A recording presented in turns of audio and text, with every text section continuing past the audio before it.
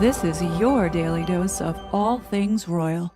I love being in England. England is the motherland. It's where America comes from. I don't know how many Americans trace their lineage to England anymore, but America certainly does. And unfortunately, in this tragic killing, I fear that the cultural exchange went in the other direction. I fear actually America bears some responsibility for the political conditions in the UK here, because this is BLM, racial politics all over again. And incredibly, you have this almost parallel killing. This guy on the ground saying, "I can't breathe," the cops callously ignoring him. Except in this case, the injustice was real. This guy, this young man, had done nothing wrong. He was stabbed 5 times by a 23-year-old Punjabi. Stabbed 5 times. The Punjabi then colludes with his family. All of this is on record. They cover the whole thing up. The cops interrogate him. He said, "Oh, the white guy was racist. He attacked me. Look at all my injuries." He's pointing to imaginary injuries. You can see it on the video. He has no injury. And the cops just automatically believe him. This poor young boy is dying on the ground. He says, "I've been stabbed." One of the cops said, "I don't think you have, mate." And then the worst line of them all, the female police officer, the kid says, "I've been stabbed." The killer says, "He hasn't been stabbed. The killer has just stabbed him 5 times. Family all around him, they know what this guy did. Totally silent. Says, "He hasn't been stabbed." And what does the female cop say? "I know, but we have to check anyway, don't we?" I know. Just that automatic deference to the criminal along racial grounds that in this case were totally fictitious. Harry, what do you think about destroying the royal family? Ouch! Then the heckler took aim at Meghan. Meghan, destroy the royal family! There's a hierarchy of the family. You know, there's leaking, but there's also planting of stories. There was a war against Meghan to suit other people's agendas. How made up is this? This is so made up, this particular documentary. There's a shot. It shows like how there's a war against Meghan. It's a war against Meghan and Harry. Okay, there was no war against Meghan and Harry until she turned out to be a harpy. It's about hatred. It's about race. That's the simple story is Meghan went into the royal family, started calling everybody a racist and suggesting that she was victimized by being part of the royal family, but not getting privileges to which she was not entitled.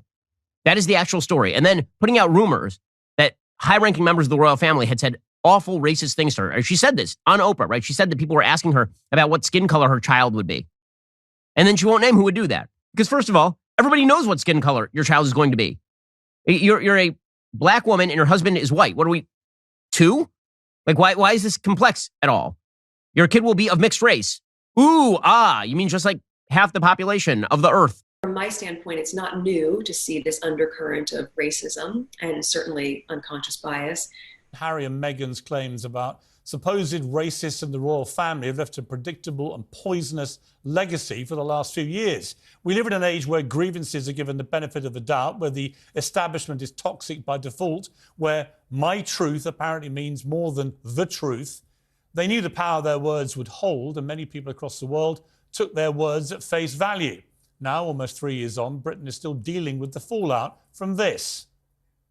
And also concerns and conversations about how dark his skin might be when he's born. What? About how dark your baby is going to be? Potentially, and what that would mean or look. And you're not going to tell me who had the conversation? I think that would be very damaging to them. Okay. You may recall that I lost my previous job for responding to these claims by saying I didn't believe a word of it. Well, Harry and Meghan have never provided any evidence for that highly incendiary claim. It's not like they haven't had the chance to. After all, they pumped out 6 hours of self-indulgent bilge on Netflix, trashing Britain and the press for its racism, but didn't mention what they said on Oprah. Harry wrote 150,000 words of family-bashing poison in his memoir Spare and toured the TV studios to promote it, but didn't mention what they'd said to Oprah Winfrey. Meghan had a 12-part podcast on Spotify. Didn't mention it either. It was like it never happened, like it disappeared. Harry did a sort of strange U-turn, didn't he? Tried to pretend they'd never said them. It was us. It was the media. In the Oprah interview, you accuse members of your family of racism. You don't even... Well, of the British press said that. Right. Did Meghan ever mention that they were racist? She said there were troubling comments about Archie's there was skin concern colour. about his skin colour. Right. Wouldn't you describe that as essentially racist? I wouldn't, not having lived within that family. Took him 2 years to do that U-turn. 2 years of the royal family are a bunch of racists flying around the world. I was in America through a lot of that period, and they all believed it because it had appeared on Oprah. Then he says, I never meant to say anything about racism. What are you all talking about? It's the beastly media. And because from the beginning of our relationship, they were so attacking and inciting so much racism, really. I mean, it changed the risk level because it wasn't just catty gossip. It was bringing out a part of people that was racist in how it was charged. And I said to her, I remember this very clearly, that this is about race. And Meg said, Mommy, I don't want to hear that. And I said, well, you may not want to hear it, but this is what's coming down the pike. Very different to be a minority but not be treated as a minority right off the bat. Obviously now people are very aware of my race because they made it such an issue when I went to the UK, but before that, most people didn't treat me like a black woman. So that talk didn't have to happen for me. Well, now Harry and Meghan's lick-spittle client journalist Omid Scobie, the man who lied about his age, said he was 33 when in fact he was 38. Well, Scobie is back with a spiteful, lie-filled new book that's poured fuel on the flames. He says that Meghan wrote private letters to King Charles, naming 2 royals who she accuses of taking part in those supposedly troubling conversations about Archie's skin colour. Scobie initially said he knew the names but couldn't legally report them. But of course, he could have done outside of the UK. He could have done it in America if he wanted to, where the book is published. He could have done it anywhere. But he said he never names names, which is another of his lies. And yet overnight, they were sensationally revealed, suddenly, out of nowhere, in the Dutch version of Scobie's book. Journalists had been sent copies, and the book was briefly on sale in bookstores before being suddenly withdrawn in a dash by the publishers.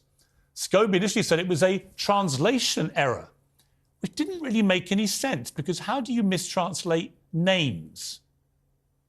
They're either there or they're not. The publisher now says it wasn't translation, it was simply an error. But how did that error happen? How is there an entire different version appearing in a Dutch edition of this book? The consequence of that error is that millions of people online around the world now know the royals are again being implicated in what I think is a completely baseless claim of inferred racism. Do you have any reflections on the Black Lives Matter movement in the UK in particular? And does being over in the States give you a different perspective on it? It's a different movement. I think the impetus is from a place of recognizing equality. And if you just go back to its ground level of that, then I don't think there's anything controversial about it. You know, we had the fortune of talking to very early on this year when the Black Lives Matter, the racial justice movement in the US was coming to a head after the murder of George Floyd. We spoke with Alicia Garza, who's one of the founders of Black Lives Matter. There is, again, massive speculation about who the people are who were supposedly making comments about Archie's skin colour, which is incredibly unfair to all the royal family. They've all been tarred with this brush now for years. Well, I'm going to end all this nonsense because, frankly, if a book is on the streets in Holland, available to Dutch people, containing names that Omid Scobie, the lick-spittle scribe for the Duke and Duchess of Sussex... The only wrong thing to say is to say nothing. Because George Floyd's life mattered, and Breonna Taylor's life mattered, and Philando Castile's life mattered, and Tamir Rice's life mattered. The man who you may remember denied they had any involvement in the last book, and so did Meghan. Do you remember? No, nothing to do with it. But then in court, many months after the book was published, under oath, she had to admit she had emailed her aides briefing notes for when they met Scobie. So she was one of his primary sources on that first book. Now again, we're being told she had nothing to do with this, and maybe she didn't. And maybe we should be believing Miss Scobie when he says he did not ever write these names down in any draft of his book. It just somehow popped up in the Dutch version of the book. Ngozi Fulani was repeatedly asked by the late Queen's lady-in-waiting where she, quote, really came from. Well, the royal household remains at the centre of another racism row, and this happens on the same day that Harry and Meghan released the trailer for their new documentary on Netflix. Released just as the royal family face another race row. At Buckingham Palace on Tuesday, charity boss Ngozi Fulani was questioned about her background by the late Queen's lady-in-waiting Susan Hussey. She's since resigned, but Ngozi says she will never forget what happened. The row is now headline news, and there's shock at how this could have happened. I think that's crazy that things like this go on in this day and age. Obviously, I'm a black man, I'm only 19, and it's like, it's crazy to see this, like, this is still going on. So maybe it's discrimination because of the color. Where are you from? Where are you from? I think so. It's really awful that, you know, a British citizen has gone to, like, the palace and, you know, and gets faced with this. Like, and I know people say she's old, but, like, my nan's old and she's never said anything like that. Do you know what I mean? It's all terrible timing for Prince William and Kate, who received some booze at a basketball game while on a visit to Boston. His spokesperson says racism has no place in our society.